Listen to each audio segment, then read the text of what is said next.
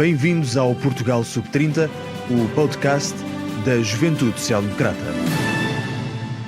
Olá, sejam muito bem-vindos ao podcast da JSD, Portugal Sub-30. E esta semana começamos com a atualização sobre o processo do Brexit. Nas últimas semanas tem sido noticiada a dificuldade de o Reino Unido, através do seu governo ou do Parlamento, chegar a um acordo para a saída da União Europeia. E, fazendo aqui um pequeno balanço, o que é que poderemos destacar? Por duas vezes, o acordo de Theresa May foi rejeitado. Seguidamente, o Parlamento, através dos seus deputados, iniciou um processo para tentar aprovar saídas alternativas ou então formas alternativas do Reino Unido estabelecer um acordo com a União Europeia. Mas ainda assim não foi possível, ou seja, o Parlamento tentou várias tentativas para conseguir aprovar um acordo de saída, tendo sido votadas 8 propostas alternativas às apresentadas pelo governo de Theresa May. E, efetivamente, também não foi possível porque não houve uma maioria dos deputados britânicos para alcançar essa tal maioria. Então, Theresa May apresenta uma terceira tentativa, ou seja, até adiantando a possibilidade de se demitir caso o acordo fosse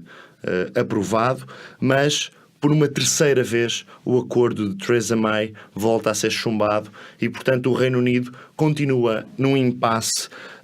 sem conseguir,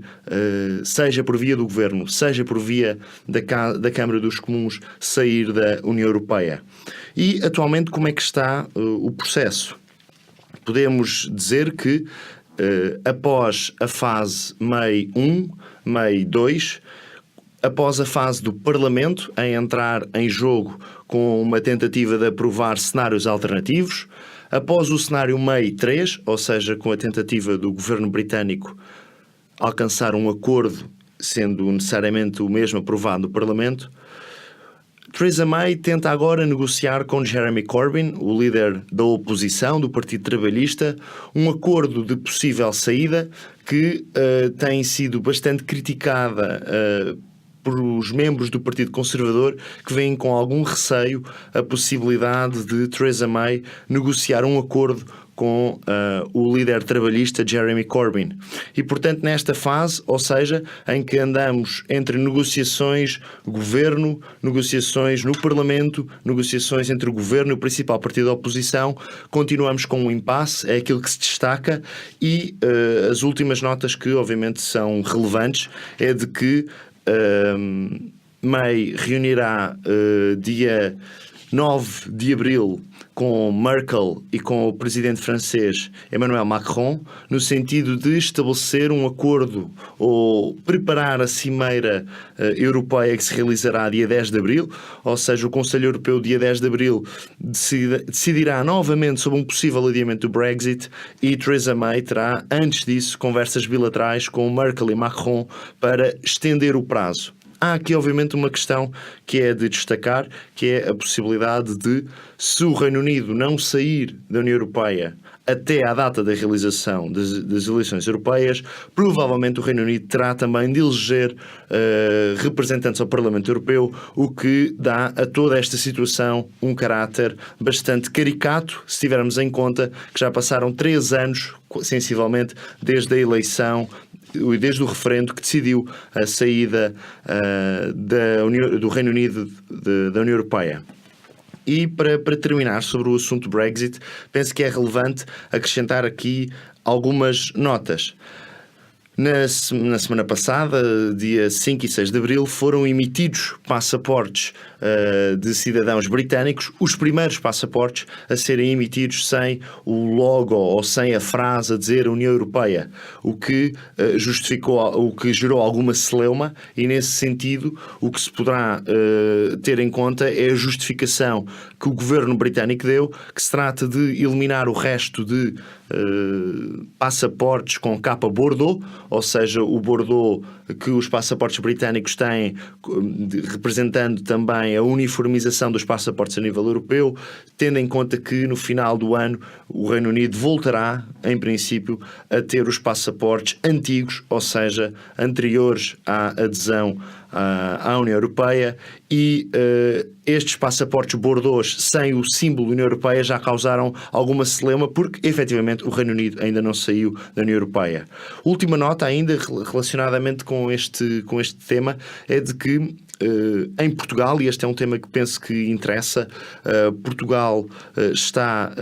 a constituir um balcão Brexit através da empresa Na Hora, com o objetivo de captar investimento, e entre 2016 e 2017 e 2018 já foram captadas 22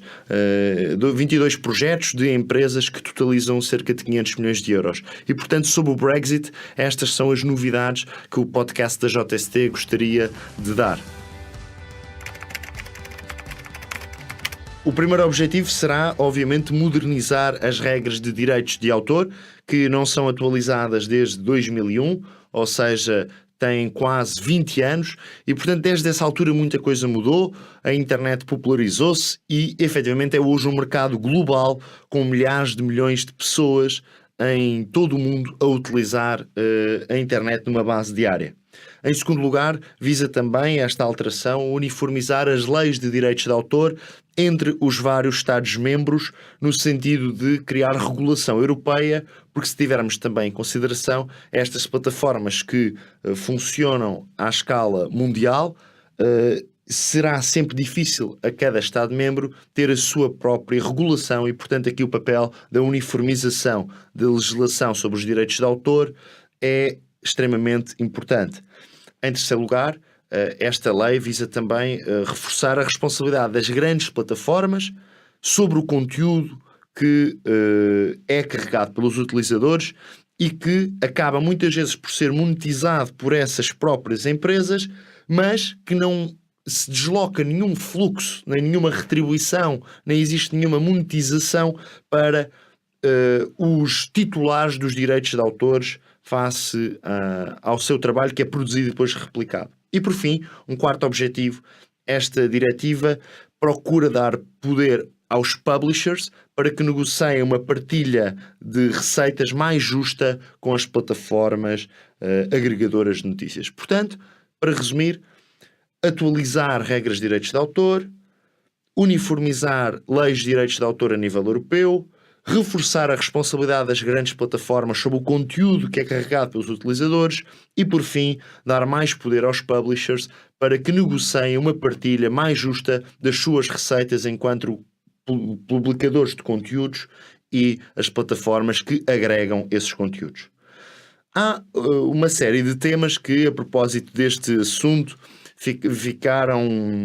famosas e que se tornaram inclusivamente motivos de muita discussão, também de muita brincadeira e de muita polémica nas redes sociais. Uma delas poderemos dizer que é a questão dos memes, ou seja,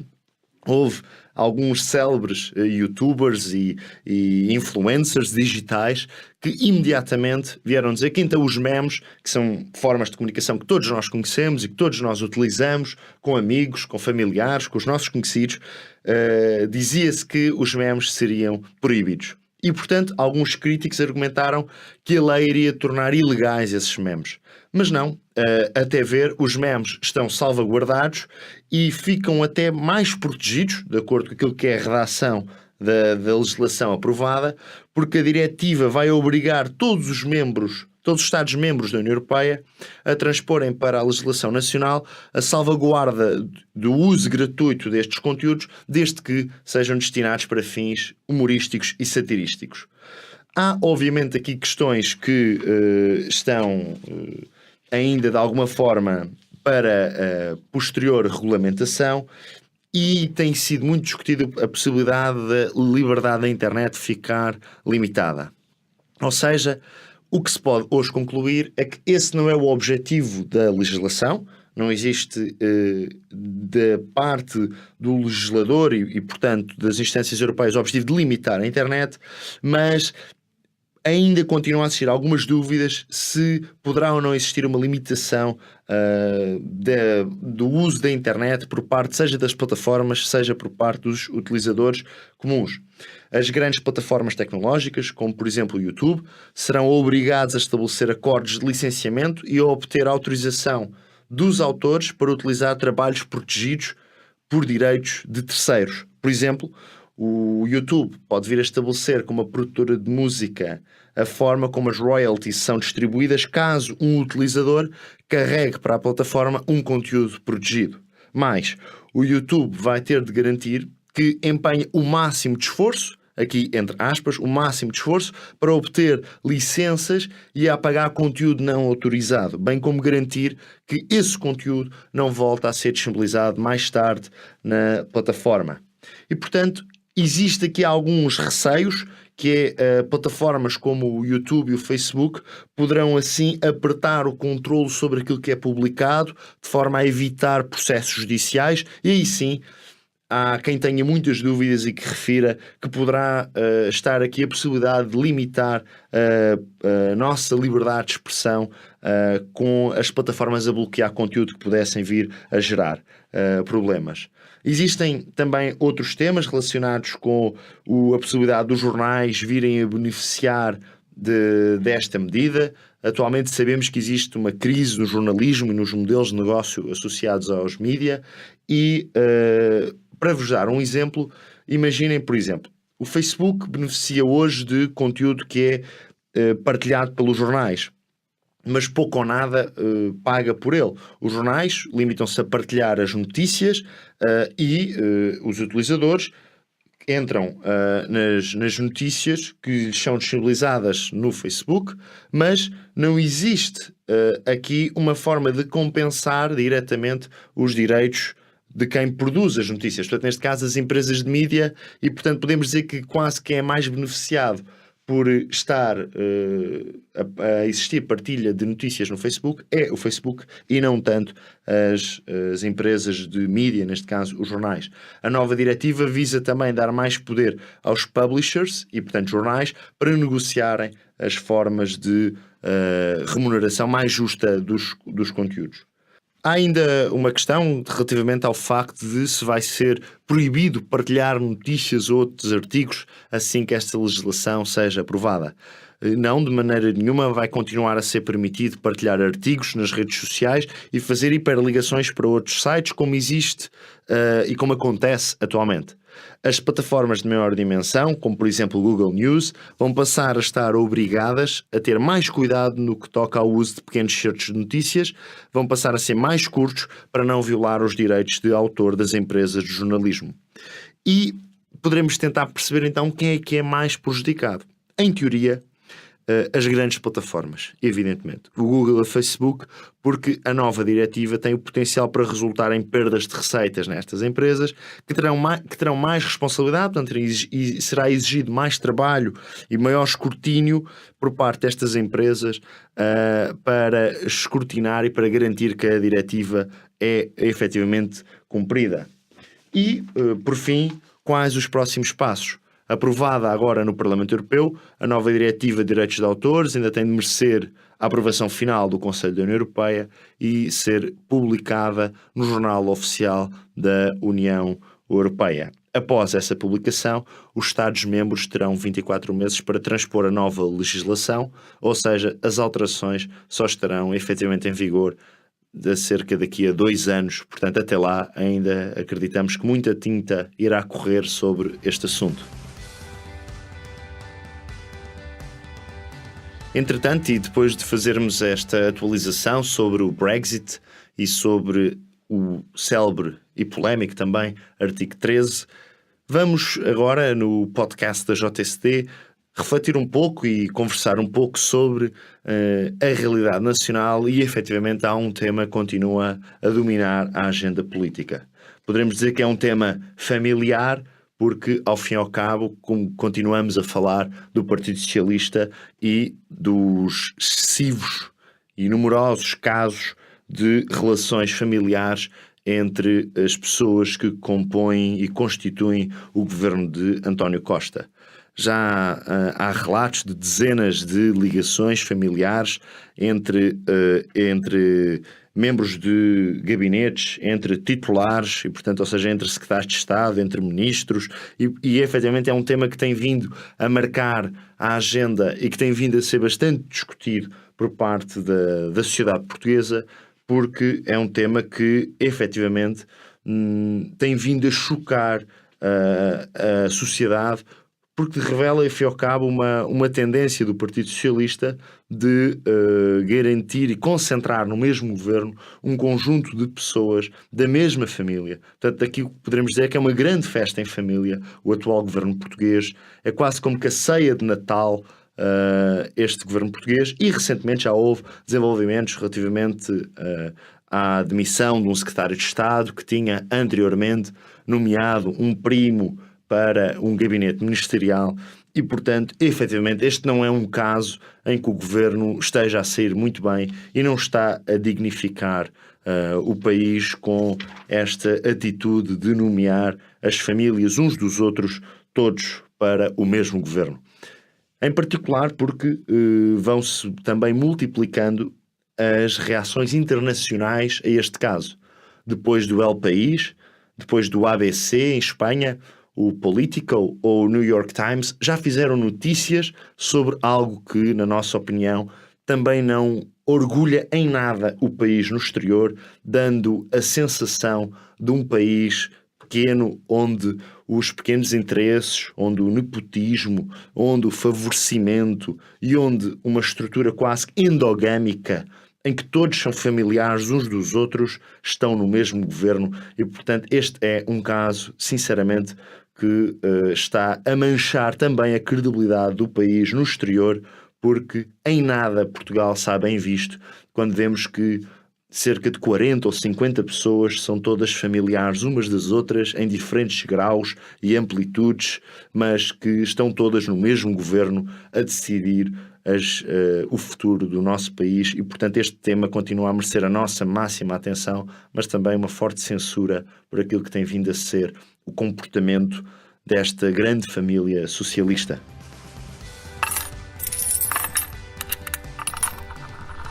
Efetivamente,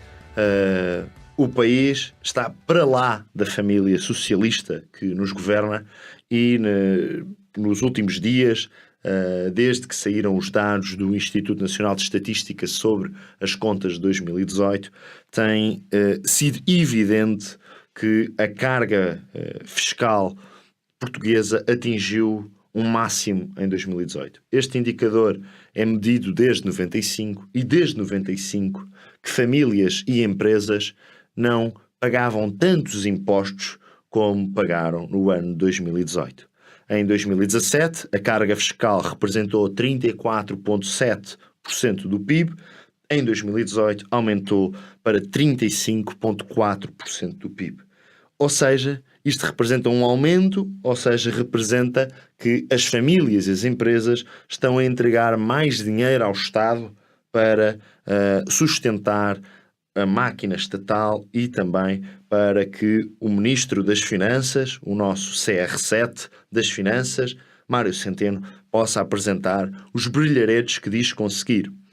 É fácil apresentar déficits de 0,5 quando a carga fiscal está num máximo histórico e, portanto, o agradecimento que o Ministro devia fazer era essencialmente às famílias e às empresas, porque são eles que andam a permitir esta redução do déficit público português através da maior carga fiscal de sempre. Se formos analisar, são os impostos diretos que sobem, são as contribuições,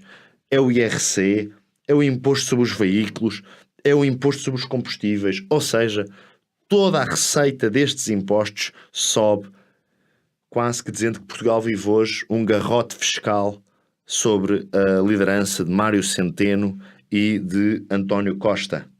E, portanto, este é um tema que nos preocupa, até porque, como nova geração, entendemos que não podemos estar soterrados com uma carga fiscal altíssima, que é também um garrote fiscal às possibilidades de emancipação da nova geração, porque também a nova geração contribui para esta significativa e expressiva carga fiscal que o Estado português tem sobre as empresas e as famílias. E, portanto, é também chegada a altura de fazer esta reflexão sobre as desigualdades, sobre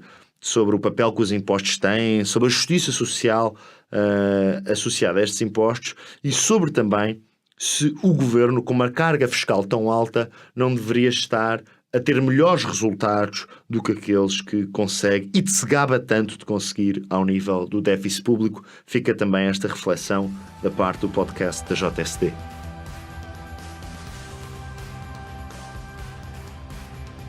E o podcast da JSD caminha para o fim deste episódio com alguns motivos de esperança. Falo-vos de um americano de 8 anos, uma jovem sueca de 16 ou 3 espanholas de 14 anos que têm vindo a dar que falar e têm vindo a fazer acreditar que na nova geração existe também muita esperança na capacidade de mudar o mundo. Nós todos conhecemos e ouvimos falar, seja os nossos amigos, seja nas redes sociais, seja em todo o lado, de que as novas gerações estão desligadas, que existe apatia, que existe desinteresse e que os jovens não se preocupam com os temas da sua sociedade e, portanto, vivem numa vida mais egoísta, desligados do mundo em que os rodeia. E compilámos aqui uma série de casos de pessoas que demonstram não ser totalmente assim, ou seja, de que nas novas gerações também existem bons casos e bons exemplos de pessoas. A JSD dá-vos a conhecer, através do nosso podcast, histórias de jovens que são um exemplo e que têm vindo à sua escala, seja à escala da sua comunidade, do seu país ou também a nível mundial, marcar a diferença e demonstrar que há muita esperança e também há muita boa vontade, muita paixão, muito esforço, muito tempo investido de jovens que tomam partido por causas. O primeiro caso que estávamos obviamente de falar é de Greta Thunberg, a miúda de 16 anos que convenceu os jovens do mundo todo a fazer greve às aulas por causa das alterações climáticas. Como é óbvio, destacamos aqui a luta, a causa sincera de Greta, preocupada com a sustentabilidade ambiental do mundo, e Greta ficou conhecida por fazer ela própria greve às aulas todas as sextas-feiras e conseguiu numa escala viral que o mundo fosse pouco a pouco adotando a mesma postura e ficou célebre a greve global de estudantes no passado dia 15 de março e que também em Portugal teve uma expressão fortíssima com milhares de jovens portugueses também a aderir a esta causa, independentemente da forma de luta. Eu penso que a causa é bastante relevante e, portanto, a Greta, 16 anos, está efetivamente a mudar o mundo e é hoje uma figura pública mundial no combate às alterações climáticas. Mas também falamos de Sophie Cruz, uma rapariga de 9 anos que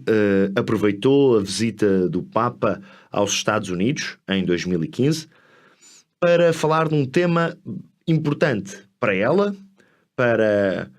neste caso para os seus pais, mas também para pessoas que estão nesta situação. Falamos dos imigrantes não documentados.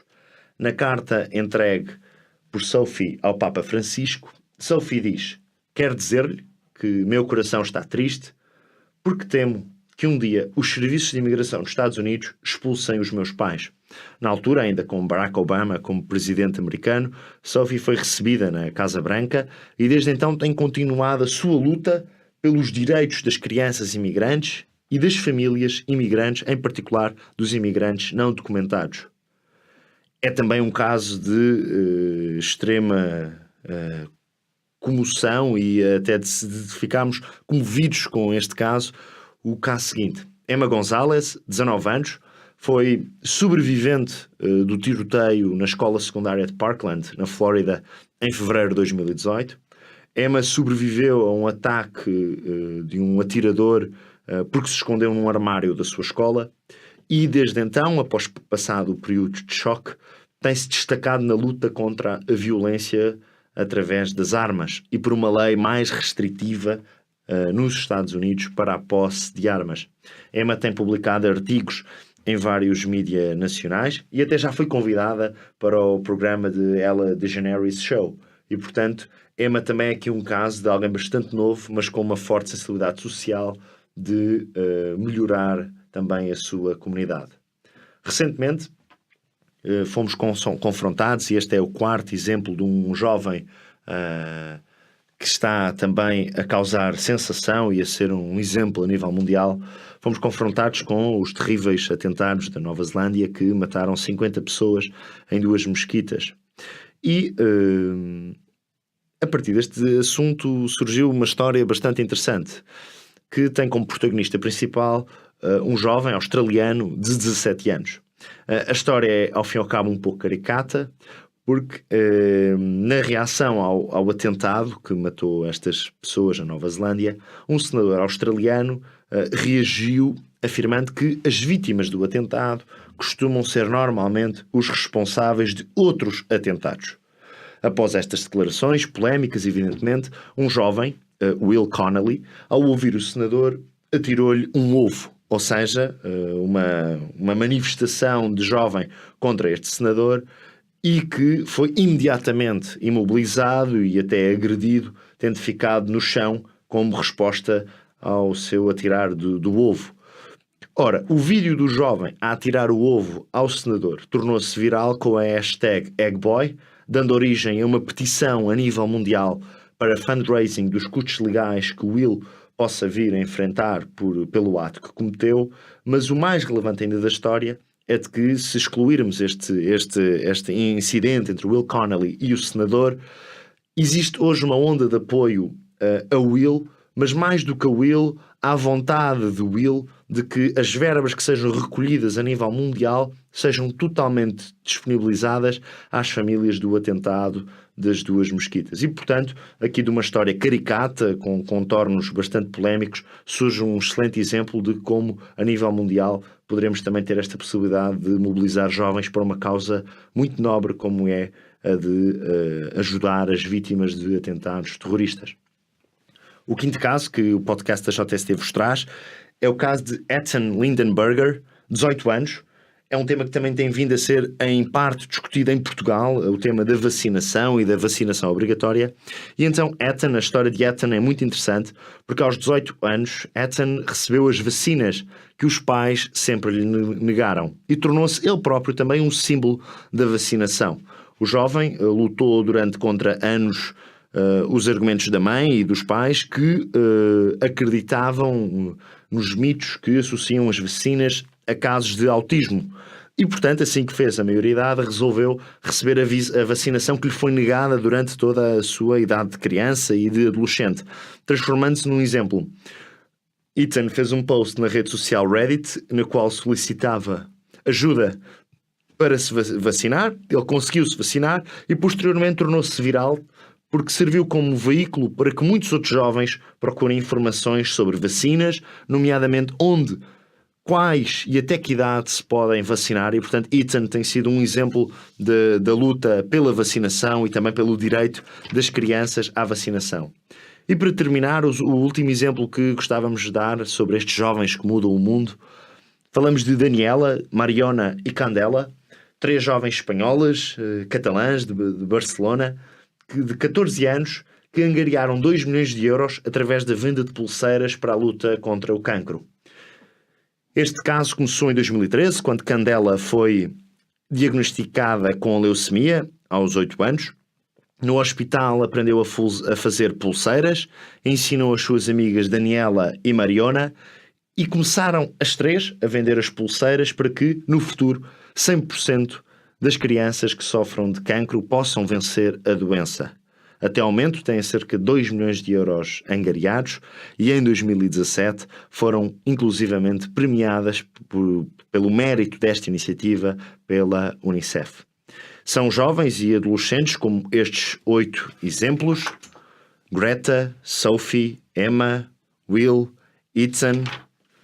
Daniela, Mariona, Candela, que dão esperança e que demonstram que há um potencial enorme nas novas gerações de mudar o mundo, o nosso país, a nossa rua, e de que este potencial está em qualquer um, independentemente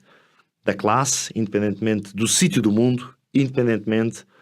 do material que é feito no nosso berço ou das condições em que vivemos. Está efetivamente ligada à nossa vontade e ao tempo e ao esforço e à paixão com que nos entregamos